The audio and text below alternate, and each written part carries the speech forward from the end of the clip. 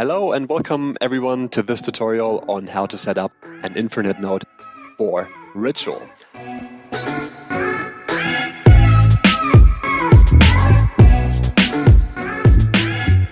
So in this tutorial we are going to take a quick look on how you can set up your Infernet node, which is a straightforward process if you have all the steps and all the required to-dos in place. So in the very first step, let's discuss a couple of preparations that you need to have in place and the prerequisites. So the first requirement for running this node would be to have a VPS server in place. We are going to address this in the next step, where you can get a VPS server and how much you need to pay for this server. Then we are going to install a couple of code management and deployment tools on the server, and you also need to have access to an EVM wallet, which I'm going to assume that all of you have, for example, access to MetaMask, and you simply need to load that wallet with a couple of dollars in your wallet to ensure that it can transact on-chain. And it's on base chain, so the transaction costs for this are really, really low. Really important to mention the node specs, the hardware requirements for your node. My recommendation would be to get the recommended specs, which are outlined here for CPU cores, 16 GB of RAM, and 500 GB SSD. However, there's one exception. If you want to go with GPU heavy workloads, you should definitely increase your specs just to make sure that the node is able to handle these kind of workloads. First step would be to get a VPS server. For the sake of simplicity, I'm going to use Condabo, but feel free to choose whatever VPS provider of your choice. If you have a cheaper one, if you have a better one, feel free to use just this one. So let's just jump right into it. Here we have Condabo. We are going to open the website, load the website. Then we are going to navigate to the Cloud VPS section. And there you can already see the pricing. When keeping in mind the recommended specs by Ritual, we need to go with the Cloud VPS 2 server, which is $12 a month. So we are going to select this one. You can save by getting a 12-month plan. However, my recommendation would be to get just 1 month. So depending on how long you want to run the node and how active you want to be with the server, just go with your personal preference for the month. About the region, my recommendation would be to get European Union as a region or any Asian region. For the storage type, we can keep 400 GB SSD, which is free and also nice. And make sure as image that you select apps and panels, and over here that you select Docker. And in the additional settings, we are going to leave everything as it is, so we don't need to make any changes at this section. And the last step would be to insert your password at this stage, and then we can go ahead with purchasing the server for us. Once you have defined a password for your VPS, please be sure to note that password down. It's really important for accessing your VPS server, and then we can confirm the selection by clicking on Next. And once provisioning is done, you will receive an email, so be sure to watch out your email address for the login credentials to your server. So while we are waiting for our VPS to be provisioned, we can install PuTTY, which is a free SSH client, which we are going to use to tunnel into our VPS. So simply insert PuTTY into Google and download the client from the website. In almost all cases, you want to install the first link, which is the 46-bit installer for Windows. Once your server is ready, you will receive an email with the IP address of your server. So you're going to copy-paste that IP address in the host name, and then you click on Open. You can then log in as root, and it will now ask you for your password, which you have defined in the first step when ordering your VPS server. Alright, so we are logged in to our VPS server, and we can continue with installing the required tools and the software onto our VPS. So in the first step, we are going to update our packages, which may not be up to date. So let's check these quickly and upgrade these if they are not up to date. So I'm just going to copy this command and I'm going to enter it into PuTTY. And we are going to confirm by hitting enter. So as you can see, it's installing all the instances. And we can see the progress. And once it all is completed, we can go ahead with the next section of our installation. Awesome, as we can see, everything is done, the packages have been updated, and we can go ahead with installing the build tools. Once again, we are going to confirm our command by hitting enter. We can now move on to the next section of the installation by installing Docker. So once Docker is installed, we can install Docker Compose. Just make sure to click on the GitHub and to check the latest release and to enter the version right here into the command. Alright, this is looking good. Docker Compose is now installed on your VPS, and next we can assign the Docker Compose directory via permissions so that it is able to do everything we need for running the node. So this command will allow us to clone the repository, navigate towards the repository, and hit enter. We have now navigated to the repository. Alright, so once that's done, we can really get started with the ritual node. So in the first step, we are going to run the Hello World container. Now to do so, you simply want to start a new screen session, and we are going to name this screen session with the name ritual. And next we are going to deploy the Hello World container inside the session. So just copy the command and paste it into PuTTY.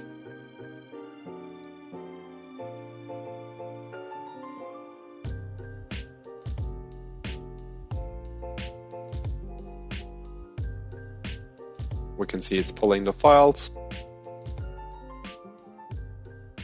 All looking good. Creating everything we need. If you see this, it's looking really great, so you can detach from the screen session by pressing Ctrl A and D. In the next step, we are going to open a new instance of PuTTY, and we are going to enter the following commands. Just do this.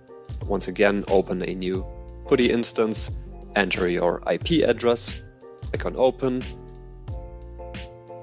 log in as root, and then enter your password. Alright, so now we're logged back in with a new instance, and then we are going to use Docker container ls. Now we're just going to copy that command. Right, so we can see the output, and the next step will be to configure our node by updating the config.json file. So we're going to copy the command once again. We are going to paste that command into our second terminal window that we have just opened. We're going to run the command, and now we can edit the file. It's important that you replace the RPC URL, that you enter your private key, the private key of your wallet. So ideally it's a throwaway wallet, and then you need to update the registry address. Check the deployed contracts by ritual, and there you can find the up-to-date registry address. Always be sure to add 0x to your private key at the beginning. Also, the important reminder at this point that you should keep at least $15 to $25 worth of ETH in your wallet on base, and just to keep your node operational. Okay, now you have saved everything. We are going to re-enter that file, and what we are going to do now is to basically add this text to our file, which is going to make our node less aggressive and to avoid getting RPC rate limited. And this is really important. We need to make the same changes to two other files, which are listed here in the tutorial for setting up a node, which is the container config JSON file and the contracts script deploy file. So in these two files, you need to change the RPC URL, the registry, and the private key. And for the second file, you need to change the registry address in the file as well. So in the next step, we are going to edit the make file, and then we can update the deployment script. To go to the deployment script, run this command and change the coordinator address to this, and close the file again.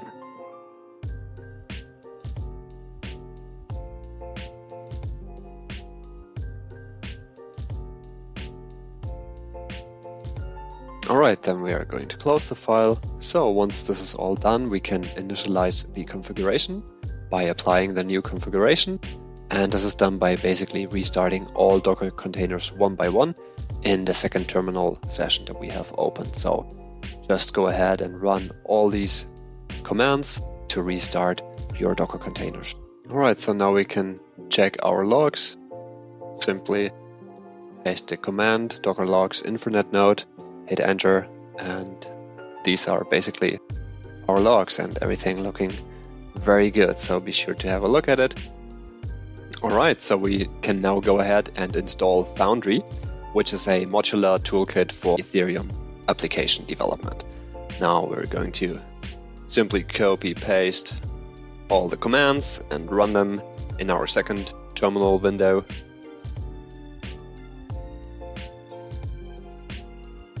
Alright, looking good. So once Foundry is installed, we can, in the next step, install the necessary dependencies. So we are going to navigate to the directory of the contract.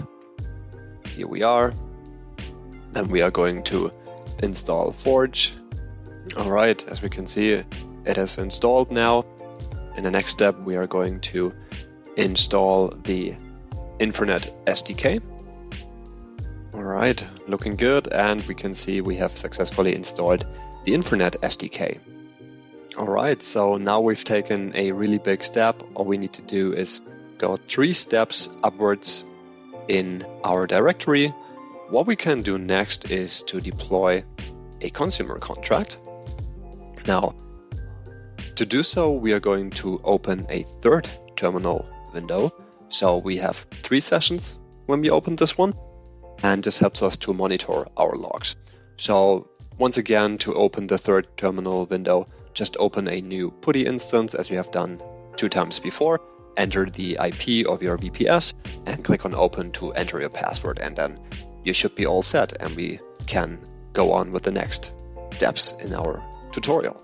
Alright, as you can see, I'm logged in again into the third terminal window. So what we are going to do is to enter the command docker logs for the Infernet node, and as you can see, we have got a window open just for checking the logs of the node. So once you have arrived at this stage, we have the third terminal window, which is this one, open for checking the logs, and then we can switch back to our second terminal window.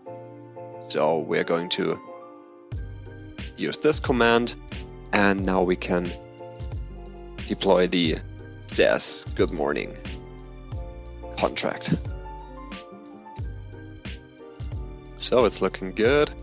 Final result should be on-chain execution complete and successful, and if we see that, we have succeeded. So we are now taking a look at the logs and to check everything, and we will see a transaction over there as well. Before we can call the contract by initiating a request to the Infernet node, we quickly need to check our logs and check the contract address that the SES GM contract was deployed to. And you need to copy paste this contract address into the call contract file. And once you have done so, we can continue. So once you have entered the contract address, I would say we can go ahead and call the contract by initiating a request to the Infernet node. And to do so, simply copy paste this command and run it in your second terminal window. We're going to do this, run the command. You see it's compiling.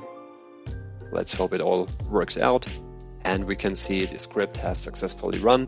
We see a couple of warnings, but these shouldn't be too much of an issue if we get the success message. And we also can see the transaction on chain, and we can see that the sequence basically succeeded.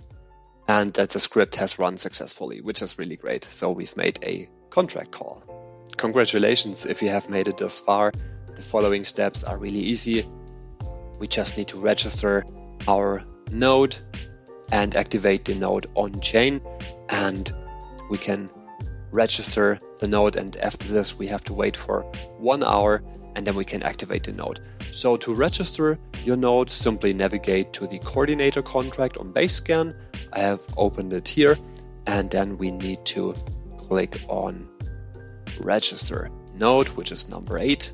Alright, so I've waited for exactly 1 hour, and now all that's left to do is to activate the node on chain. So once again we navigate to the coordinator address on Basecamp, and then we are going to activate the node by simply clicking on write. Everything is looking good, so we're going to confirm the transaction. If you see this RPC error that just showed up over there, just try it once again and it should work. So, and all that's left to do for us is to simply check on Basecamp. And here we can see we have registered the node, now we have activated the node. So we have fully completed this tutorial. There's nothing left for us to do. We can now check the logs on our node. And yeah, that's it. Our node is now running and fully operational. That's awesome. So thank you very much for watching this tutorial.